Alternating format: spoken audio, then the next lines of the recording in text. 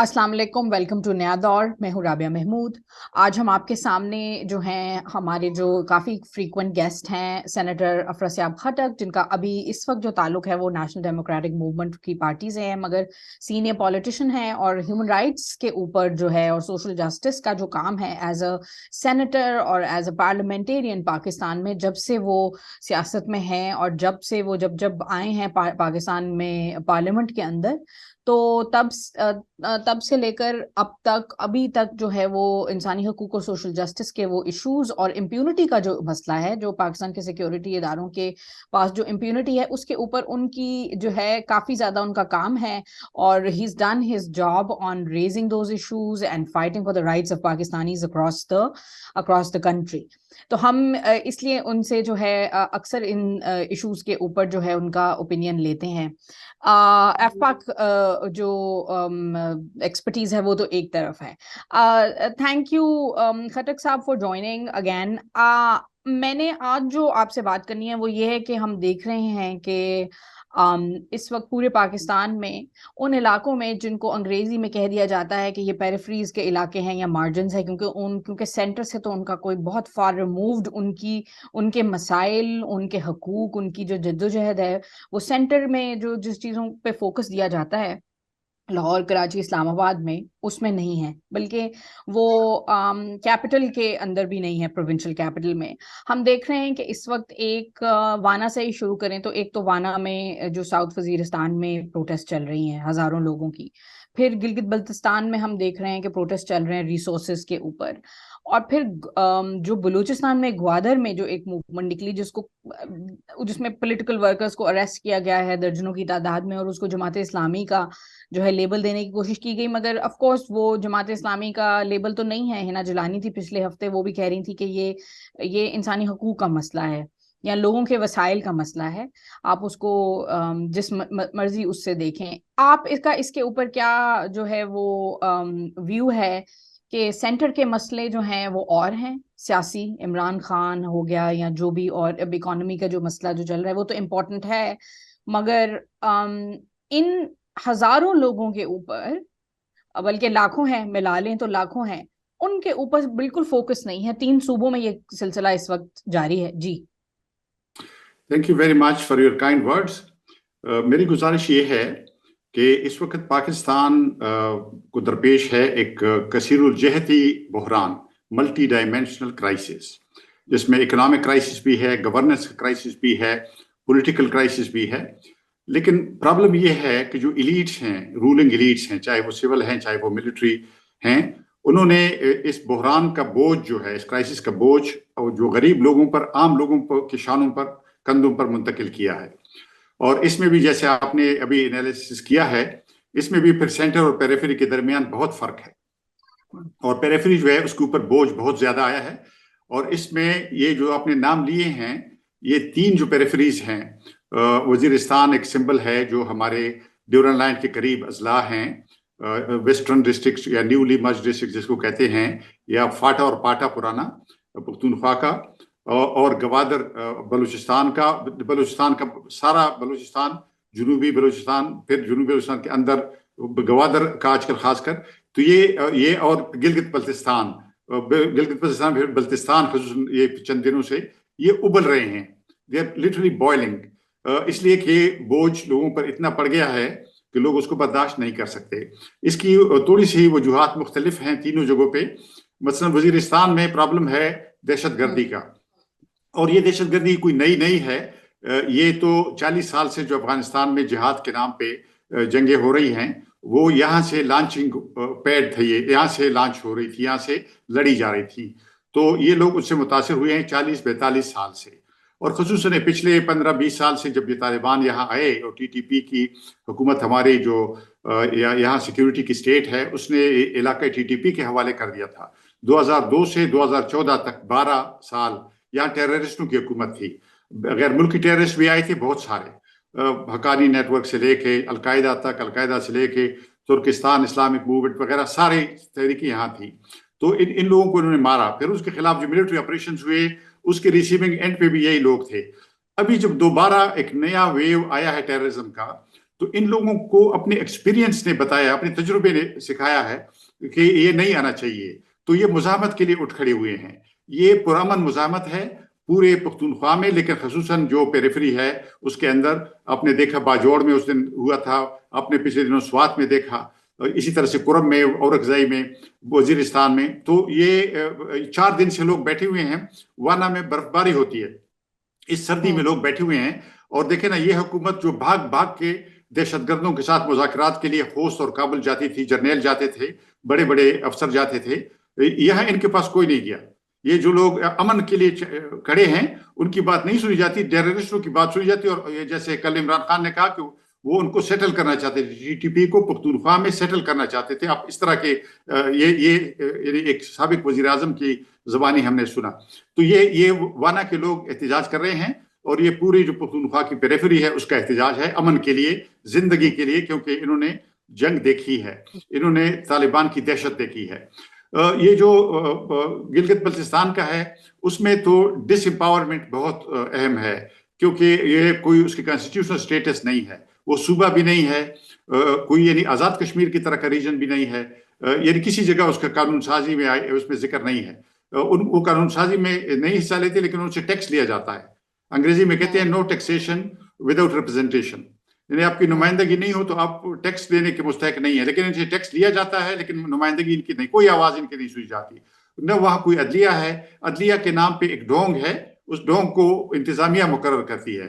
وہ جو وہاں کے چیف سیکرٹری ہے اس کے تھمب کے نیچے وہ عدلیہ جو ہے وہ سو کالڈ عدلیہ چلتی ہے. اور ابھی جو سی پیک کے نام پہ وہاں پہ ترقیاتی منصوبے آئے ہیں تو ان کی زمین پکڑی جا رہی ہے. گلگت بلتستان میں لوگوں سے زمین چھینی جا رہی ہے, ان کے وسائل چھینی جا رہے ہیں, مائنز, اور خصوصاً ان کی جو ڈیموگرافک بیلنس ہے اس کا بڑا فرق ہے. یعنی ہمارے ہاں لوگ کشمیر کے لیے, ہندوستان میں آکوپائڈ کشمیر کے لیے تو آواز اٹھاتے ہیں, لیکن یہ جو پاکستان کے اندر گلگت بلتستان ہے, ان کا کسی نے نہیں پوچھا کہ بھائی آپ لوگوں کے ساتھ کیا ہو رہا ہے. وہ پہاڑ, اردو میں کہتے ہیں آنکھ اوجل پہاڑ اوجل, جو پہاڑوں سے اوجل ہیں, پہاڑوں کے پیچھے ہیں, اور ہم نے ان کو فراموش کر دیا ہے. ہماری میڈیا, ہماری پارلیمنٹ میں ان کا ذکر تک نہیں ہوتا. اور تیسرا جو آپ نے بتایا ہے وہ گوادر کا ہے. دیکھیں نا, بلوچستان میں ایک کانفلکٹ ہے, ڈیکیڈز اولڈ کانفلکٹ ہے, اور کافی جنگ وہاں ہو رہی, خونریزی ہوئی ہے, اور وہاں ہزاروں لوگ گمشدہ ہیں, اٹھا لیا گیا ہے ان کو, سرکاری ایجنسیوں نے ان کو اٹھایا ہے اور ان کو گم کر دیا ہے. نہ عدلیہ ان کی مدد کو آ رہی ہے, نہ پارلیمنٹ ان کی مدد کو آ رہی ہے, نہ سیاسی پارٹیاں. بلوچستان میں ایک مصنوعی حکومت, مصنوعی پارٹی بنائی گئی ہے پولیٹیکل انجینئرنگ کے ذریعے. وہاں جو بلوچستان کے جرنیل وہاں بیٹھے ہوئے ہیں, انہوں نے ایک وہاں حکومت بنائی ہوئی ہے, پارٹی بنائی ہوئی ہے, تو وہ لوگوں کو نہیں سن رہی. یہ جو حکومت ہے, یہ جو وزیر اعلیٰ ہیں, میرا خیال ہے ان کے کوئی 500 سے کچھ اوپر ووٹس پہ وہ منتخب ہوئے تھے. آپ اندازہ رکھیں, یعنی اتنے بڑے صوبے کا وزیر اعلیٰ جو ہے 500 کے قریب اس کو ووٹ پڑے تھے. تو یہ غیر نمائندہ حکومت ہے. تو یہ جو گوادر میں ہے, دیکھیں یہ جو تحریک پہلے چلی, جیسے آپ نے کہا ہدایت الرحمان صاحب کا تعلق چونکہ جماعت اسلامی سے ماضی میں رہا ہے, تو لوگوں نے شروع میں یہی کہا کہ شاید ان کو کہا گیا ہو, لیکن جیسے آپ نے دیکھا ایک پرامن تحریک ہے. اور یہ جو ہدایت الرحمان صاحب ہیں ان کے کوئی پولیٹیکل بیگیج بھی نہیں ہے, لیکن یہ کہ آپ نے دیکھا کہ ان پر کیسے ڈنڈے برسائے گئے, ان پر کیسے تشدد کیا گیا, کیسے وہاں پہ سگنلز جو ہیں وہ بند کر دیے گئے تاکہ سوشل میڈیا پہ ان کی آواز بند ہو جائے. یعنی ان کے ساتھ وہی سلوک ہوا جو مظلوموں کے ساتھ ہوتا ہے, اور پاکستان میں بہت زیادہ. تو میں سمجھتا ہوں کہ یہ تو ایک طرح سے پاکستان میں جو باقی لوگ ہیں ان کی آنکھیں کھولنے کے لیے کافی ہے کہ بلوچستان میں پرامن تحریکوں کے ساتھ کیا ہو رہا ہے. جی جی بالکل, آپ نے یہ تو آپ نے ہمیں جو ڈفرینٹ ملٹی ڈائمینشنل کرائسس کی آپ کی بات تھی, وہ مجھے بھی جو ہے اس کو ایسے ہی فریم کرنا چاہیے تھا. اور آپ نے کہا بالکل کہ تینوں جو ہیں وہ کس قسم کی بہت بڑی بڑی اپنے طور پہ ان 3 علاقوں میں جو ہیں اس وقت موومنٹس تھیں. اور آف کورس ہم ایک میڈیا سے ہے, مگر یہ سوال میڈیا والوں سے کرنا چاہیے. ہم خود بھی پریس میں ہیں, مگر ہم آلٹرنیٹیو اس کے اسپیس میں آتے ہیں, انڈیپینڈنٹ اسپیس میں, کہ اب کچھ اتنا بڑے اگر ہزاروں لوگ اکٹھے ہو رہے ہوں کچھ کسی علاقے میں ادھر قریب میں, تو وہ اس کے وہاں سے لائیوز ہوتے ہیں, وہاں ایک کلچر تھا, ہمیں یہ سیکھا تھا, ہم نے خود ٹرین کی, اور یہ اور اس طرح سے فوکس نہیں ہے ان سٹوریز کے اوپر بھی. میں یہ بات کہنا چاہتی ہوں, I am again going to ask you the same thing, is کہ یہ جو ایون آپ نے جو ملیٹنسی کے خلاف جو وانا کی پروٹیسٹ ہے وہ صحیح ہے. اس میں بھی ایک جو ڈیمانڈ رہی ہے اتنے پچھلے, ہم نے جب پی ٹی ایم بھی تھا تو جب دیکھا کہ وہ یہ ہے کہ لوگوں کی ریہیبلیٹیشن ملیٹنسی میں بھی، جو ان کے بزنسز، ان کے کاروبار، اور آف کورس یہ تو یہاں تو رائٹ ٹو لائف کا مسئلہ ہے، مگر ایک اکنامک جو ہے وہ آف کورس وہاں پہ یہ بھی ایک بہت بڑا مسئلہ ہے وہاں پہ، رائٹ؟ اب ان دو علاقوں میں جو ہے وہ ایک ریپرزینٹیشن اور ریسورسز کا، بلوچستان میں بھی ریسورسز سے جڑی ہے بلوچستان کی اپنی جو وہاں کی انسرجنسی بھی، اور یہ تو چلو یہ تو انسرجنس نہیں تھے، یہ لوگ تو اسٹیٹ سے اپنا حق مانگ رہے تھے جو گوادر میں ہو رہا تھا. اور سی پیک کے پروجیکٹس آپ نے خود کہہ دیا کہ سی پیک پروجیکٹس ہیں وہ ڈیولپمنٹ پروجیکٹس میں بھی اپنا جو ہے وہ ان کو اس طرح سے نہیں ٹریٹ کیا جاتا ایکولی. سندھ میں بھی ہم نے دیکھا ہے کہ جو مسنگ پرسنس کا بھی جو ایشو ہے وہ لنکڈ ہے سی پیک کے سے ہونے والی اور ریسورسز کے اوپر جو کیا جانے والا قبضہ ہے اس سے. جو ملیٹنسی ہے یا سیپریٹسٹ یا کوئی اگر وائلنٹ انسرجنسی ہے اس کی تو ہم اس کو سپورٹ نہیں کریں، مگر وہ پولیٹیکل سولوشن تو یہاں پر ہوتا ہی نہیں کسی چیز کا. ہم نے دیکھا اب سندھی مسنگ پرسنس بھی جو ہیں وہ اسلام آباد تک آ گئے اپنا کیمپ لے کر. پہلے ایسے نہیں تھا، آف کورس وہاں پہ وہ کیمپس کرے تو ان کی نہیں سنی جا رہی تھی. تو ایک پاکستان میں رننگ ایشو ہے یہ ریسورسز کا، اور یہی جو یہ جو دوسرے پروونسز ہیں ان کی لڑائی کا. آپ جو ہیں you've been in the Senate more than once and in sort of you've been a legislator.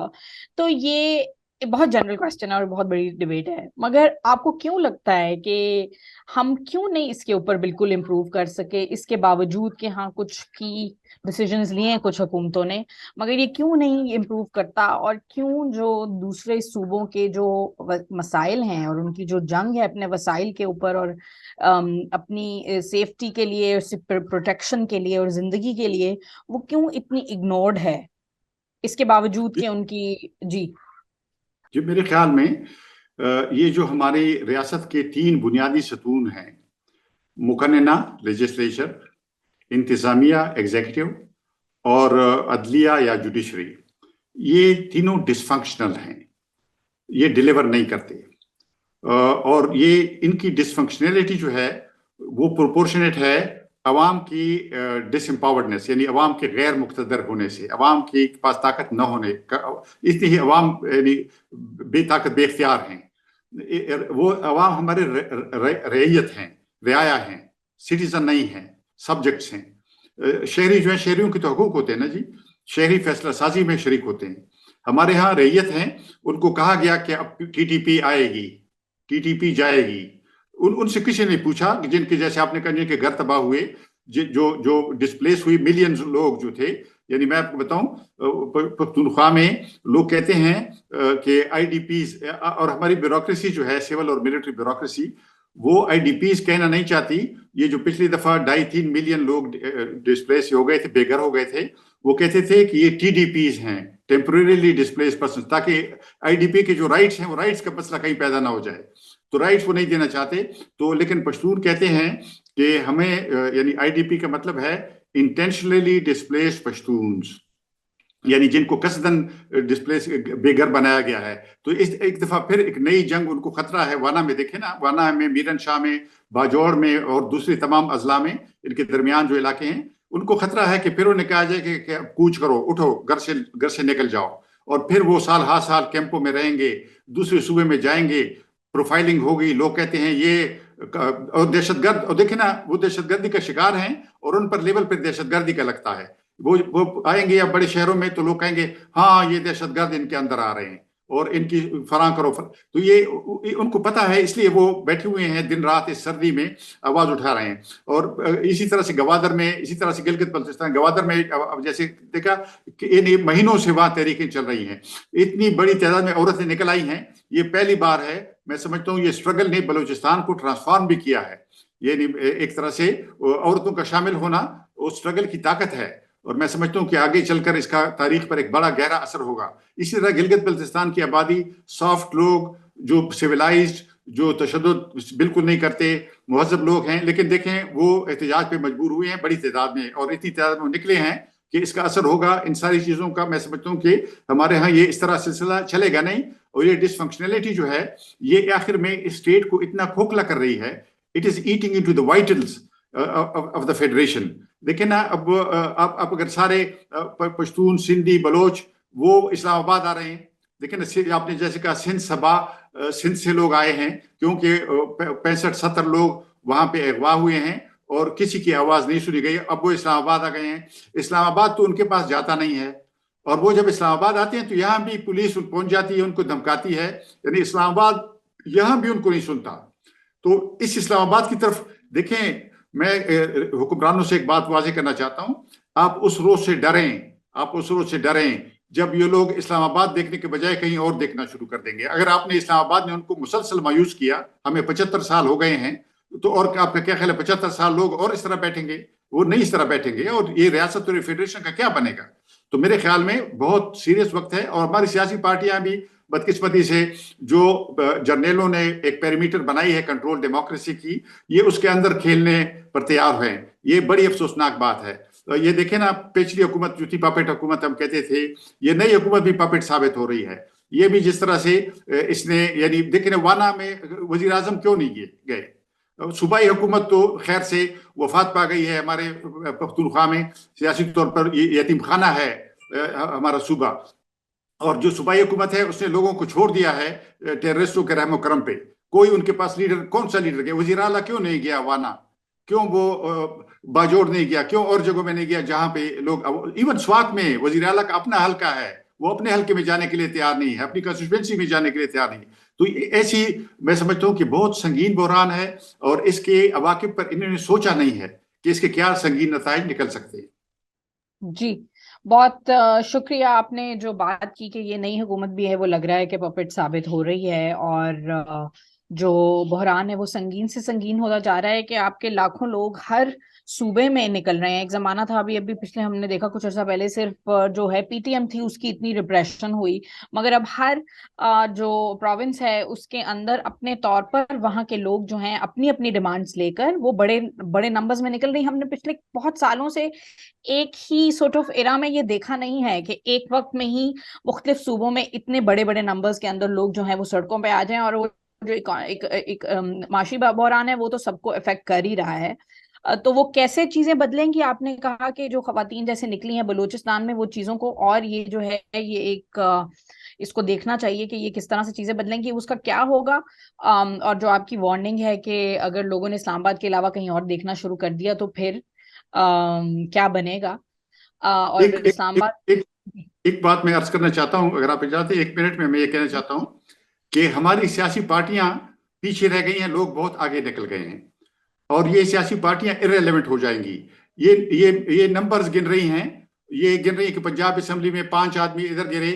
جیسے مینڈکوں کو ترازو میں تولتے ہیں نا, تو کہتے ہیں کہ مینڈک کو تولنا مشکل ہے, اس لیے کہ 5 کو آپ ادھر ڈالیں گے تو 10 ادھر اچھل کر کود کر دوسری اس میں چلے جائیں گے, پلڑے میں پڑ جائیں گے. ہمارے ہاں بھی یہ مینڈکوں کو تول رہے ہیں یہ اسمبلیوں میں جو کچھ ہو رہا ہے, اور پارٹیاں irrelevant ہوتی جائیں گی.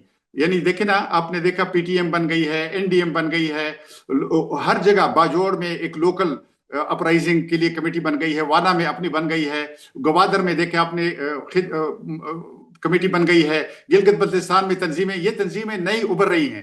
اور یہ سیاسی پارٹیوں کے لیے بھی ایک وارننگ ہے کہ وہ irrelevant ہو جائیں گی, اور یہ جو شاہانہ ان کے ٹھاٹ باٹ ہیں. ابھی اسلام آباد میں چند دن پہلے آپ نے دیکھا کہ 1,500 یا 1,600 پولیس والے بھرتی ہو رہے تھے, 32 یا 35 ہزار لوگ یہاں پہ آ گئے تھے. دیکھیں نا, یہ بے روزگاری جو ہے یہ تو بہت ایک طرح سے خطرے کی گھنٹی ہے. لیکن یہ کہ ہمارے حکمرانوں کے کام پر جوں نہیں رہے گی, کبھی اس پر بحث نہیں ہوئی کہ بھائی یہ بڑھتی ہوئی بے روزگاری کا حل کیا ہے. اور عوام جس طرح سے جیسے آپ نے کہا بڑے نمبرز میں نکل رہے ہیں, اور سیاسی پارٹیاں ان سے چھپ رہی ہیں, بجائے اس کے کہ ان کو لیڈ کریں, ان کا ساتھ دیں, وہ ان سے چھپ رہی ہیں. یہ کب تک چھپیں گی؟ لوگ ان کو گھروں میں پھر تلاش کر لیں گے. اور یہ میں عرض کرنا چاہتا ہوں کہ میں نے یعنی کوئی 52 یا 55 سال میں نے سیاست میں گزارے ہیں. میرا یہ خیال ہے کہ احمد فراز صاحب نے کہا تھا, ایک دفعہ کہا تھا کہ 68 میں مجھے یاد ہے جب ایوب خان کے خلاف موومنٹ شروع ہو رہی تھی, 2 شعر مجھے ان کی یاد ہیں. شعر بڑے ایلوکوینٹ ہوتے, اس میں بہت بلاغت ہوتی ہے. احمد فراز نے کہا تھا بی ڈی نظام بیسک ڈیموکریسی, تو اس نے کہا کہ گر روشنی یہی ہے تو اے بد نصیب شہر, گر روشنی یہی ہے تو اے بد نصیب شہر, یہ تیرگی ہی تیرا مقدر لگے مجھے, اور وہ مطمئن کہ سب کی زباں کاٹ دی گئی, وہ مطمئن کہ سب کی زباں کاٹ دی گئی, ایسی خاموشیوں سے مگر ڈر لگے مجھے. جی واہ، آپ کی یہ جو وارننگ کا جو آپ نے صحیح کہا کہ شعر میں اس میں بلاغت ہوتی ہے، مجھے ویسے اتنی شاعری اور اس کی جو ہے اس کی سمجھ نہیں آتی، مگر آپ کا جو یہ جو وارننگس جو انہوں نے کی تھی اور جو آپ نے اس کو یوز کیا ہے، اس کی مجھے تھوڑی سمجھ آ گئی ہے اور ہمارے دیکھنے والوں کو بھی. اور اسی نوٹ کے اوپر کہ جو پارٹیز ہیں اور وہ ان کو لوگ آگے نکل گئے ہیں اور یہ پیچھے رہ گئی ہیں، اور ان کے لیے یہ وارننگ سائن ہے کہ یہ وقت نہ آ جائے کہ لوگ جو ہیں ان کو اپنے گھروں میں تلاش کریں، صوبائی حکومتوں کو بھی اور پھر اس کے بعد جو فیڈریشن ہے جس کو آپ نے کہا کہ وہ تو کھوکھلا ہو گئی ہے اور ہوتی جا رہی ہے. سو کٹک صاحب بہت شکریہ. Thank you for putting things into perspective for us, اور اس وقت جو پاکستان میں ہو رہا ہے اس پر فوکس کرنے کے لیے بھی اس طرح سے اور ایکسپلین کرنے کا بہت شکریہ. نیا دور کو میں اپنے ویورز کو کہوں گی دیکھتے رہیے. Well he is a regular on most of our shows.